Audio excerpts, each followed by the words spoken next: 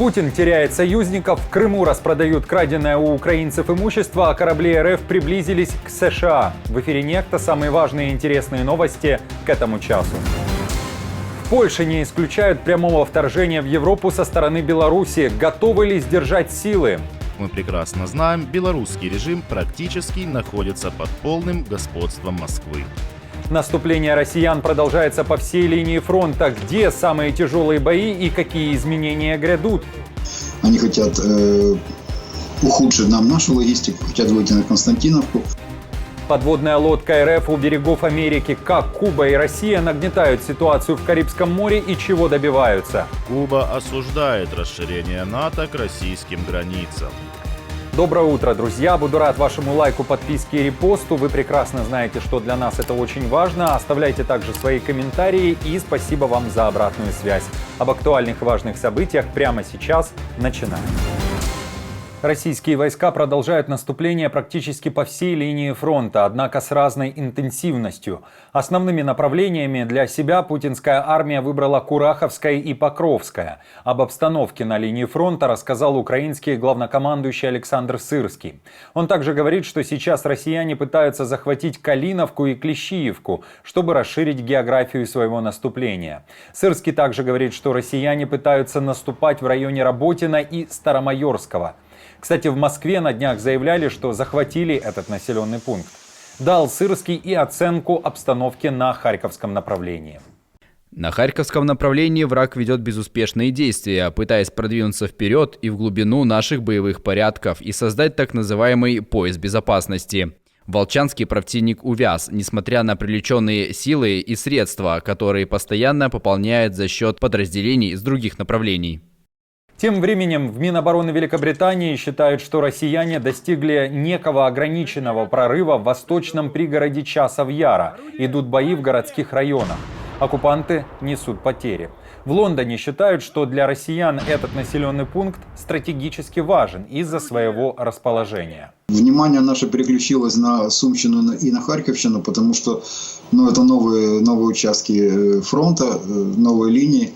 И боевые действия там, по сравнению с, например, Часовым Яром, они значительно, но они не такие интенсивные. Враг, да, он хочет через Часов Яр, он хочет, по большому счету мы понимаем его планы. Они хотят ухудшить нам нашу логистику, хотят выйти на Константиновку. Это железнодорожный узел. Мы им пользуемся, как и любая армия, для того, чтобы обеспечить всем необходимый логистический маршрут.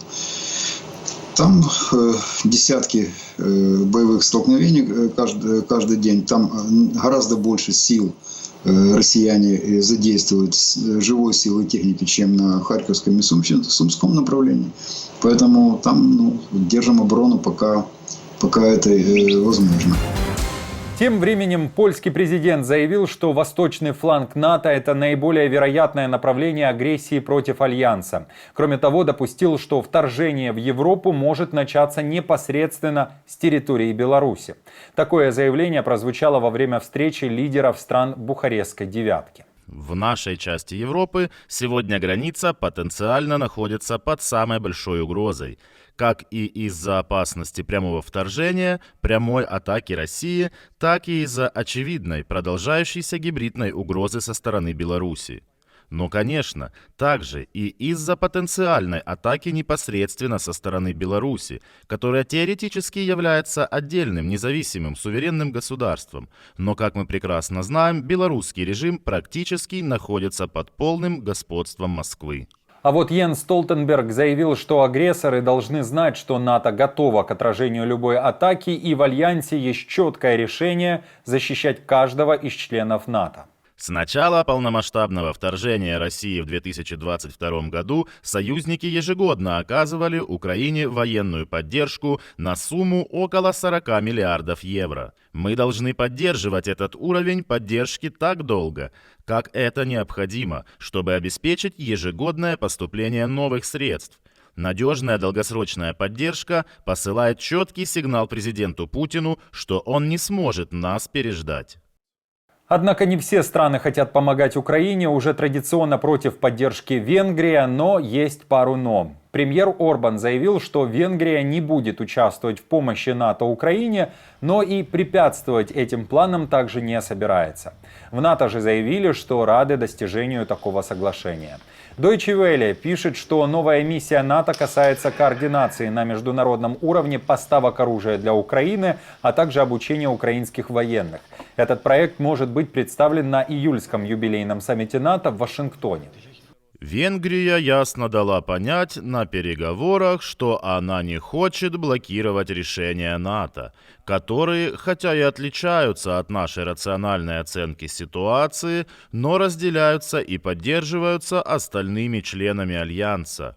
Мы сосредоточили внимание на том, и я попросил генерального секретаря прояснить это, что любые военные действия за пределами территории НАТО, основанные на правилах НАТО и наших традициях, могут быть только добровольными.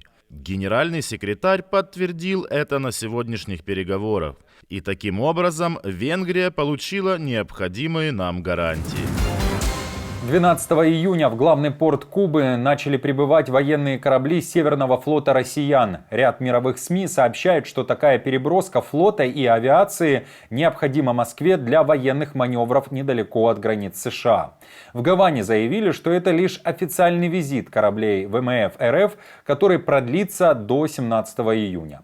Тем не менее, военные аналитики считают, что эти военные учения россиян – их попытка продемонстрировать, что Кремль все еще способен на определенный уровень глобальной демонстрации силы.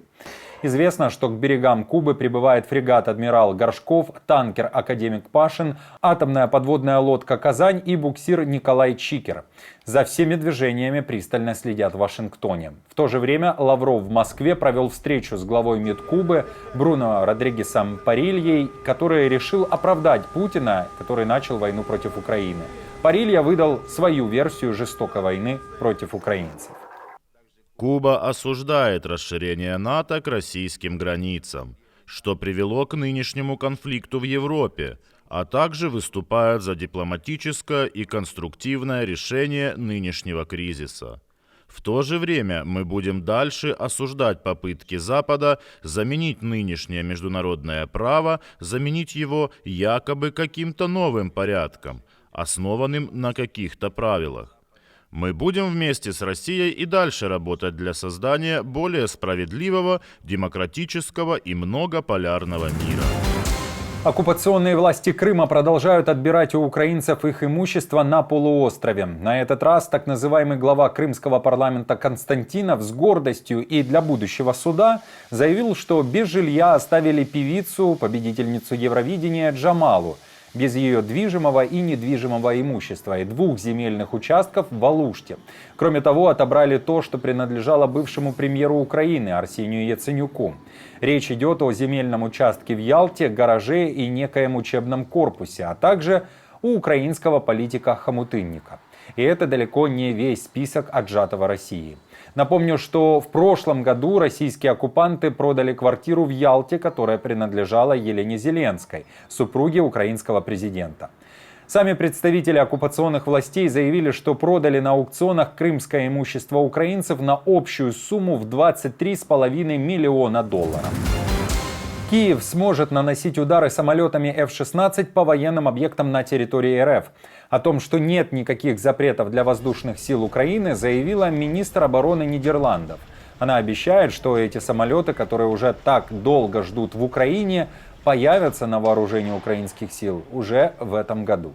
Когда вы получите истребители, то только ваши военные будут решать, как их использовать. Вы ведете войну против агрессора. Это самооборона согласно 51 статье Статута ООН. Мы всегда говорили, пока Украина отражает нападение и придерживается международного гуманитарного права, вы можете наносить удары также по военным объектам по ту сторону границы, если это необходимо для самообороны. В то же время в соседней с Украиной стране появились самолеты F-18. Правда, принадлежат они Финляндии. Эта страна, которая совсем недавно стала членом НАТО, впервые осуществила развертывание своих военных сил как полноценный член Альянса. В Румынии на военной базе истребители Хельсинки теперь проведут совместное с румынскими и британскими самолетами патрулирование воздушного пространства. Путин теряет союзников. Армения может покинуть Организацию договора о коллективной безопасности. Издание Moscow Times сообщает, что военный блок в таком случае лишится единственной страны-участницы на Кавказе. В частности, о таких намерениях заявил премьер Никол Пашинян, назвав ОДКБ «союзом-пузырем». Цитату приводит издание Moscow Times. В то же время в МИД Армении уже спустя несколько часов после того, как в медиа появились цитаты Пашиняна, поспешили заявить, что он такого не говорил, а заседание записывается и все слова можно переслушать. Буквально в начале июня аналитики Американского института изучения войны сообщали, что в Кремле обеспокоены дальнейшей судьбой ОДКБ, и Россия всячески пытается сплотить участников вокруг воображаемого противостояния с Западом. Я напомню, что сейчас участниками этой организации являются Беларусь, Россия, Таджикистан, Казахстан, Кыргызстан, а Армения еще в феврале этого года заявила о приостановке членства в этой организации.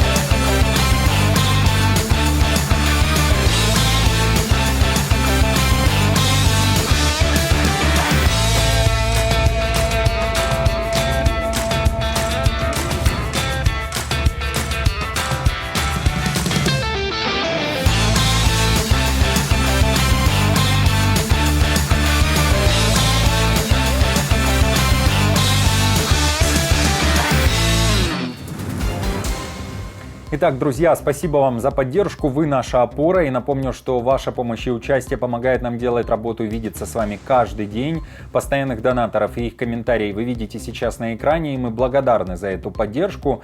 Если же вы хотите и можете присоединиться к их числу, то нажимайте на кнопку «Спасибо» под нашим роликом, отправляйте свой донат или становитесь постоянным спонсором канала. Мы с командой продолжаем следить за самыми важными новостями. Оперативную информацию от Нехта ищите, как всегда, в телеграм-каналах или на платформе X. Спасибо вам за доверие и то, что остаетесь с нами. До новых встреч и хороших вам новостей.